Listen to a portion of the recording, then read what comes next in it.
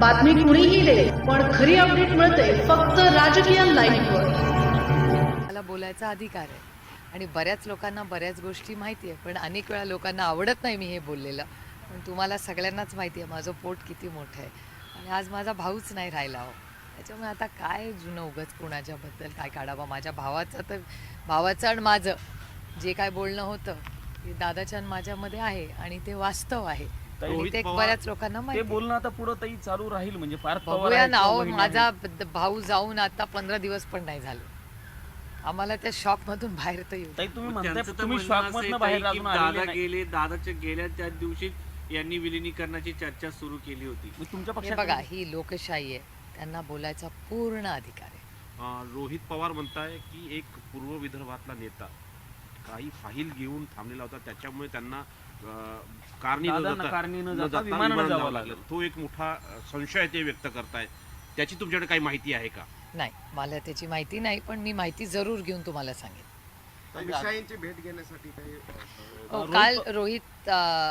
काल रोहित पवार इथेच होते आणि त्यांनी सिव्हिल एव्हिएशन मिनिस्टर आणि अमित शहाजींची वेळ मागितली होती. मी त्यांनाही विनंती केली होती, पण काल मला पण यायला थोडासा उशीर झाला, मला संध्याकाळ झाली. त्याच्यामुळे काल मी ईमेलही केला होता त्यांच्या ऑफिसला की रोहितची इच्छा होती की त्या दोघांनाही जाऊन विनंती करावी ह्या सगळ्याची. पण आज रोहित आता मुंबईला का पुण्याला गेलेला आहे, त्यामुळे परत तो दिल्लीला येईल तेव्हा परत मी विनंती करेन. अमित शहा आणि नरेंद्र मोदींनी आणि इतर सर्व नेत्यांनी कुटुंब म्हणून काय भावना व्यक्त केल्या आहेत तुमच्यासोबत? नाही, एकतर माननीय मोदीजींचे फोनही आलेले आहेत. आदरणीय पवार साहेब जेव्हा हॉस्पिटलमध्ये होते तेव्हाही मोदीजींचा, सोनियाजींचा, राजनाथ सिंगजींचा, राहुलजी, प्रियांकाजी, म्हणजे ओमर अब्दुल्ला, अनेक आदरणीय पवार साहेबांवर प्रेम करणारे अनेक लोकांच्या शुभेच्छा आणि गेट वेल सूनचे फोन आले.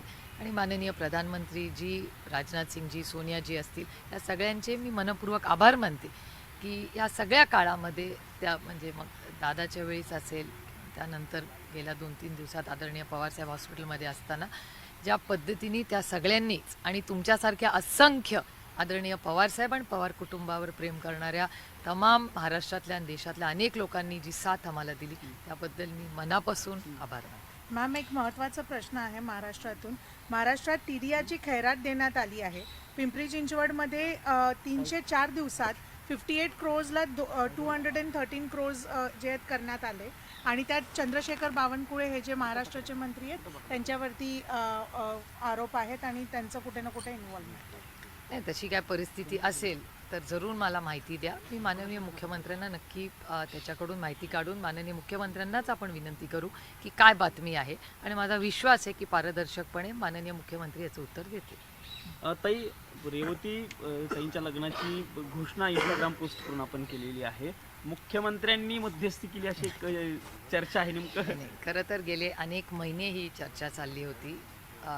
रेवती आणि सारंग हे गेले जवळपास वर्षभर एकमेकाला ओळखतात आणि माझं भाग्य आहे की माझे सगळेच भाऊ, म्हणजे मला 6 भाऊ आहेत, त्या 6ही भावांनी या नात्याला आशीर्वाद दिलेला आहे. त्यामुळे मी माझं भाग्य समते की दादा असतानाच हे लग्न ठरलं होतं. खरं तर दुर्दैव हे दादा आमच्यातून 28 तारखेलाच गेला, नाही तर ही अनाऊन्समेंट सगळी फॅमिलीच 30 तारखेला करणार होती. त्यामुळे एकाच गोष्टीचं मनापासून समाधान आहे की दादाच्या आशीर्वादानेच हे लग्न ठरलं. एक तो प्रश्न असे, राजकीय तुम्ही बोलणं टाळताय पण तुम्ही शेवटी एक कुटुंब देखील आहात आणि जेव्हा दादांसोबतच्या ज्या काही राजकीय चर्चा सुरू होत्या त्या स्वाभाविक कुटुंब म्हणूनही एकत्र येण्याबाबतच्या आणि अशा होत्या. मग आज तुम्हाला काहीच वाईट कसं वाटत नाही ज्यावेळी अशा प्रकारे जर थेट शब्द फिरवला गेला असेल? लोकशाही आहे, प्रत्येकाला बोलायचा अधिकार आहे आणि मी तुम्हाला आधीही म्हणले की आमची सगळी चर्चा ही दादाच बरोबर झाली होती आणि अनेक लोकांना ती माहिती होती. पण आता उणीधुणी कशाला काढायची? आता दादाच नाही राहिला तर आता कशाला? आणि आम्ही त्या दुःखातूनच असून बाहेरही पडलेलो नाही हो.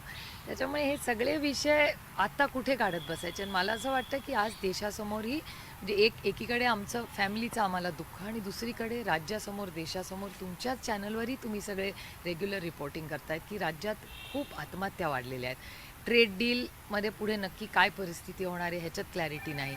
काल आपण सगळ्यांनी जर निर्मलाजींचं भाषणही ऐकलं असेल त्याच्यात सेस असेल, डेव्होल्युशन टॅक्स असेल, ह्याच्यावर अनेक उलटसुलट गोष्टी येत आहेत. अनेक राज्यांची मतं वेगळी आहेत. 16 फायनान्स कमिशन सुरू होतं आहे. त्यामुळे खूप मोठी आव्हानं, जबाबदाऱ्या ही तुम्ही पत्रकार म्हणून आणि आम्ही लोकप्रतिनिधी म्हणून आपल्या सगळ्यांवरच आहे. आज योगायोगाने सकाळी DPDC झाली, त्याच्या पुढे आता महाराष्ट्राच्या बजेटमध्ये काय होतं आहे, अनेक पेमेंट्स वेळेवर होत नाही आहेत. त्याच्यामुळे असे अनेक आर्थिक परिस्थिती आणि पुढे होणारे या नक्की ट्रेड डीलमधून भारताच्या पदरात काय पडणार आहे याच्यात अजून क्लॅरिटी आली नाही. DPTC सरकार एक मध्ये- पियुष म्हणते गोयल यांनी DPTC पत्रकार मध्ये परिषद घेतली आणि discussion त्यांनी आणि म्हटले निर्णय काय शेतकऱ्यांचा कुठलंही नुकसान होणार नाही US ट्रेड डीलच्या माध्यमातून, आणि त्यांनी हे फायदाच म्हटलेलं होणार आहे आहे. आणि फायदाच होणार आहे. तुमच्याकडे काय माहिती आहे? नाही, मला असं वाटतं हे खूप अर्ली आहे. जर शेतकऱ्यांचं चांगलं झालं तर आपल्याला सगळ्यांना आनंदच वाटेल ना. जो आपल्या अन्नधान्य, आपल्या म्हणजे अन्नाला देव मानणारे आपण लोक आहेत, आणि तुमच्या आणि माझ्या भुकेचा प्रश्न सोडवणारा, काळ्या मातीशी इमान राखणारा जर शेतकरीला भलं होणार असेल तर अर्थातच आम्ही त्यांचं स्वागतच करू ना. पण आज वर्तमानपत्रात, चॅनल्समध्ये उलटसुलट बातम्या येत आहेत. त्यामुळे नक्की काय आहे तर आमची एवढीच विनंती आहे भारत सरकारला की पारदर्शकपणे जे काय खरं आहे ते त्यांनी सांगावं.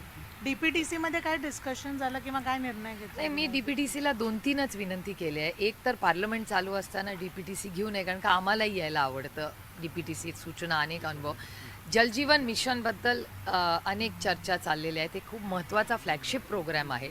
CR पाटलांनी अनेक ठिकाणी महाराष्ट्रात इन्क्वायरीही लावलेली आहे. त्याच्यामुळे जलजीवन मिशनबद्दल थोडंसं आम्ही सगळ्यांनी गांभीर्याने घ्यावं, आणि आम्हालाही आम्ही तिन्ही खासदार म्हणजे जे मंत्री आहेत योगायोगाने तेही असतील किंवा मी अमोलदादा असतील, तर असे जे केंद्र सरकारचे जे फ्लॅगशिप प्रोग्राम्स आहेत त्याची माहिती दिशा कमिटी वेळेवर घेऊन त्याच्यानंतर DPTC घेऊन आम्हाला दिले तर पार्लमेंटमध्ये आम्हाला या सगळ्याचा फॉलोअपही घेता येईल. हा पहिला मुद्दा. आणि दुसरा की काल आपण सगळ्यांनी जर निर्मलाजींचं भाषण ऐकलं असेल तर त्याच्या AI वर खूप केंद्र सरकारने भर दिलेला असं त्या म्हणाल्या. तर एवढे करोडो रुपये दादा असतानाच 500 कोटी रुपयाचं एक मोठं प्रोजेक्ट कृषी विज्ञान केंद्राच्या माध्यमातून संपूर्ण महाराष्ट्रात शेतीवर, अलाइड बिझनेसेसवर आणि त्यानंतर ऊस असेल, हॉर्टिकल्चर असेल, ह्याच्यासाठी खूप नवीन प्रयोग करायचा निर्णय झाला होता. माननीय मुख्यमंत्र्यांनाही तो विषय माहिती आहे. दादा स्वतःही बोलले होते आणि याचा फॉलोअप दादा स्वतः करत होते. त्याच्यामुळे जर एवढे करोडो रुपये केंद्र सरकारही AI साठी देत आहे, नवीन इनोव्हेशनसाठी देत आहेत, तर या शेतीच्या हे जे इनोव्हेशन्स आहेत त्याच्यासाठी पुणे जिल्ह्यात हे उपक्रम चाललेले आहेत. आपण सगळे कृषकला आला होता. अतिशय यशस्वीपणे कृषक ही बारामतीच्या कृषी विज्ञान केंद्रात झालेलं आहे. त्यामुळे या अनुषंगाने दादांचं एक स्वप्न होतं की आपण हे सगळं केलं पाहिजे. शेत आज कुटुंबातले दादा असते तर विलिनीकरणाची घोषणा झाली असती. दादा असता तर खूपशा गोष्टी झाल्या असत्या. रेवतीच्या लग्नाची अनाऊन्समेंट पण दादानीच केली असती.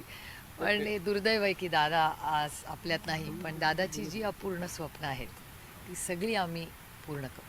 काही एक प्रश्न थोडा वेगळा आहे. नेवासा तालुक्यातून एक सकारात्मक बातमी आली की जातमुक्त गावाची घोषणा केली. गावात चांगली गोष्ट आहे. जातींवरून भेद केला जाणार नाही. नाही, हा पुरोगामी विचारांचा महाराष्ट्र आहे. शाहू फुले आंबेडकरांचा महाराष्ट्र आहे. छत्रपतींचा महाराष्ट्र आहे. त्यामुळे त्याच्यात ह्या नेहमीच देशाला जेव्हा सामाजिक परिवर्तन झालं, महाराष्ट्र नेहमी पुढे राहिलेला आहे. माझा विश्वास आहे की आजही तुमचा आणि माझा महाराष्ट्र, आपला महाराष्ट्र हा नेहमी सामाजिक परिवर्तनात, विकासामध्ये नेहमी देशात एक काहीतरी नवीन दिशा द्यायचं काम आपले नागरिक नक्कीच करतात. एक शेवटचा प्रश्न, उपमुख्यमंत्री झाल्या सुनेत्रा पवार, घाई झाली वगैरे अशा स्वरूपाचे जे खूप चर्चा आहे. चर्चा झाल्या.